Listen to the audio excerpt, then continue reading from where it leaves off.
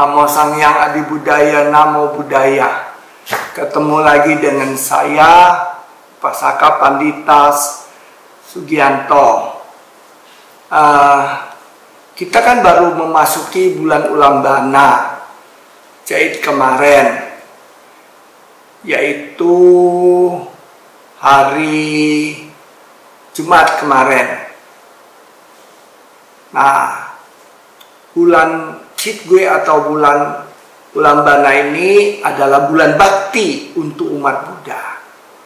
Tetapi karena pengaruh tradisi dan kebudayaan Chinese yang begitu kental mewarnai bulan Citgue ini atau bulan 7 ini, maka masyarakat lebih mengenalnya sebagai Hungry Ghost Festival atau pesta hantu kelaparan atau hantu-hantu cuti. Nah, kenapa tradisi ini justru menjadikan bulan Ulambana yang merupakan bulan bakti menjadi bulan hantu? Ini kan misleading atau penyesatan. Ini dimulai dari tradisi Chinese. Coba kalau Anda berkunjung ke Malaysia, ke Singapura, Taiwan, Hong Kong, itu di sepanjang jalan orang menyembayangi hantu kelaparan atau arwah yang tidak punya keluarga. Ditaruhlah meja-meja di depan rumah, ditaruhlah makanan atau sajenan lengkap dengan hiyo, lilin, dan sebagainya. Nah, ini tradisi kapan dimulainya? Lalu kenapa bisa bercampur dengan agama Buddha? Nah, tradisi ini kalau kita lihat kan terjadi di bulan 7 penanggalan atau kalender lunar, Imlek. Nah, ini kalau kita lihat situasinya di China dulu atau sampai sekarang juga, maka ini adalah musim puncak musim kemarau. Apa yang terjadi di musim kemarau? Yang terjadi ialah paceklik. Rakyat tidak bisa bercocok tanam. Apalagi zaman dulu irigasi nggak ada. Sehingga kelaparan di mana-mana. Lalu seorang kaisar di zaman dinasti Tang, Li Shimin, dia sangat bijaksana. Dia menggunakan tradisi untuk mengatasi masalah. Sehingga tidak terjadi clash sosial. Bagaimana caranya? Beliau melihat seorang menterinya yang sangat bijaksana melihat alam. Dia mendengar suara angin yang menderu-deru. Dia mendengar rakyat banyak yang kelaparan dan mati. Dia bilang ke kaisar, "Kaisar, kalau ini berlangsung terus, maka rakyat akan menyerbu istana, meminta makan. Mereka kelaparan. Ya kita bukakan aja pintu gudang istana." "Oh, enggak cukup, Kaisar." "Lalu bagaimana?" "Harus didorong rakyat memberi makan kepada mereka yang lapar." "Apa bisa?" kata Kaisar dengan suara yang ragu. Sang menteri bilang, "Kalau kita ngomong polos-polosan, ngomong apa adanya, ayo rakyat kita, mari kita bantu mereka yang kelaparan," pasti tidak mau. Kan rakyat China itu terkenal sangat egois. Jadi ya harus dibikin suasana budaya. Bagaimana caranya? Umumkan kepada seantero negeri bahwa bulan 7 ini, maka hantu-hantu yang ada di akhirat cuti. Mereka dibukakan pintunya oleh Bodhisattva Ksitigarbha sehingga mereka naik ke dunia dan kembali ke masyarakat kita, ke dunia nyata, atau kalau bahasa Mandarin disebut Yangjian. Kan ada Yangjian itu dunia yang nyata, ada Yingjian dunia akhirat. Nah, mereka cuti, pintu dibukakan.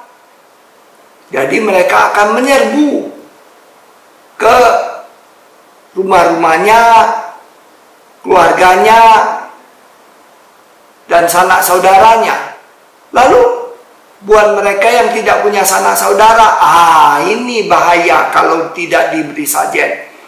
Maka rakyat akan menderita, akan dihantui oleh hantu-hantu ini.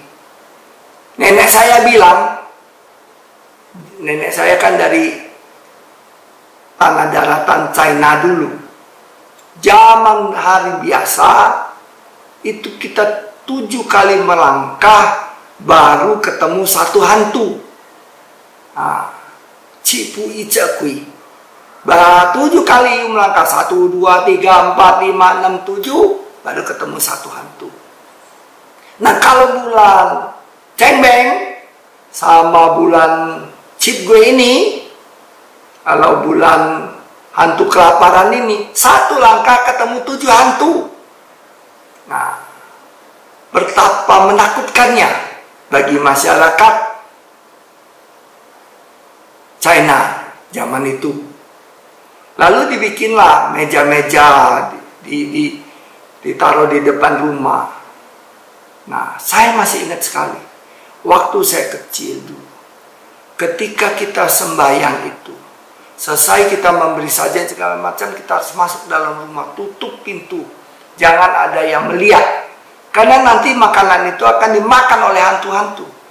Dan kalau kita lihat dia, kita swab, ketemu hantu, jadi kita takut. Nah, semua dibikin suasana seperti itu. Meja-meja ditaruh di depan pintu, lalu sembahyang 1 bulan penuh, sehingga nah, lalu yang diuntungkan siapa? Ya tadi, petani yang paceklik, rakyat yang tidak bisa makan, yang kelaparan, mereka akan menyerbu kesajenan-sajenan yang ditaruh di pinggir jalan itu. Nah, itu zaman dulu. Di zaman sekarang, ya tidak ada yang ngambil barang-barang itu. Kan tidak ada yang kelaparan, apalagi di negara-negara maju seperti Singapura, Hong Kong, Malaysia, gak ada. Paling anak-anak sekolah, kalau lewat dia lapar, dia ambil. Itu yang terjadi sekarang. Sehingga makanan itu bertumpuk-tumpuk. Nah, nanti makanannya dikumpulkan semua, dibagikan ke yayasan-yayasan panti sosial, panti jompo, dan sebagainya. Nah, kalau sekarang, kalau zaman dulu, itu pasti dimakan. Dan sajenannya biasanya barang-barang segar ya. Misalnya nasi, misalnya sayur-sayuran, segala macam. Dan dimakan sampai habis oleh mereka yang lapar. Nah, bayangin, dengan kebijakan itu negara selamat. Istana tidak diserbu. Kaisar dapat hidup dengan tenang dalam istananya. Nah, ini tradisi Ulambana, tradisi Hungry Ghost Festival. Lalu apa kaitannya dengan Ulambana? Kaitannya yang dipakai oleh tradisi adalah Ksitigarbhanya. Menurut tradisi, Ksitigarbha ini akan membuka matanya selama hantu-hantu itu cuti. Karena selama ini Ksitigarbha menutup mata. Dia tidak mau melihat penderitaan di neraka. Nah, kaitannya dengan umat Buddha, terutama Mahayana, ialah di bulan Ulambana ini yang disebut Ilan Banhui. Nah, masyarakat Mahayana akan membacakan Keng Siti Garba yang ada 3 bagian itu, Sang Chung Sia, atas, tengah, dan bawah. Nah, nanti akan ditutup dengan Mungsan, yang dilempar-lempar itu loh. Sembayangannya dilempar-lempar uang lah, dilempar makanan lah, segala macam. Nah, ini tradisi Buddhis Mahayana. Sebetulnya tradisi Buddhis Mahayana itu mengingatkan kepada kita bahwa bulan Ulambana ini adalah bulan kita berbakti kepada orang tua, baik yang masih hidup maupun yang sudah meninggal dunia. Yang meninggal dunia kita doakan dengan menggunakan sutra-sutra Siti Garba. Ya kalau nggak bisa baca sutra Siti Garba terlalu panjang, baca aja Namo Ti Chang Wang Pusa Mosa. Nah, tetapi karena pengaruh Hungry Ghost Festival itu begitu kuat, orang takut. Nah, ini misleadingnya. Karena katanya kalau kita baca nama kebesaran Siti Garba itu, hantu-hantu semua datang menyerbu ke rumah kita. Wah, takut deh. Bahkan ada saudara saya satu, saya masih ingat benar. Dia dikasih oleh seorang biku rupang Siti Garba. Dia bilang, saya kasih you ya rupang Siti Garba, saya ada 2, jadi 1 saya kasih you aja. Ketika mengetahui yang diberikan ke dia adalah rupang Siti Garba, saudara saya takut. Dia bilang, ntar gue bawa pulang, hantu-hantu pada ngikut. Udah deh, diambil rupangnya, dia takut mengecewakan bikunya, dia ambil, dia terima, tapi dia nggak bawa ke rumah. Saya tanya, lu bawa kemana? Saya bawa ke Bogor, katanya. Ditaruh di Danagun. Nah, karena rupangnya cantik, yang nggak lama diambil orang. Nah, kita taruh rupang Siti Garba itu, lalu hantu-hantu pada datang. Itulah misleadingnya.